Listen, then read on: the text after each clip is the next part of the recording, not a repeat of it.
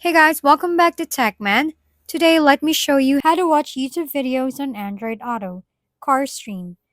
Want to watch YouTube videos on Android Auto using CarStream? Here's how.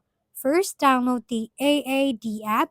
This is a third-party installer, so it's not the Play Store.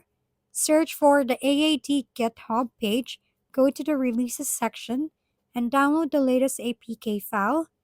If Chrome warns you that the file might be harmful, tap Download anyway. Once downloaded, open the file, allow installation from unknown sources via Chrome, and install the app. Next, open AAD and select CarStream under Multimedia Apps. Choose the latest version, install it. Now connect your phone to your car. Use Bluetooth for wireless Android Auto or a USB cable for wired. Once connected, open Android Auto, find CarStream in the app drawer, and launch it. You'll be taken to the YouTube's homepage inside CarStream where you can search and play any video, all right from your car's display.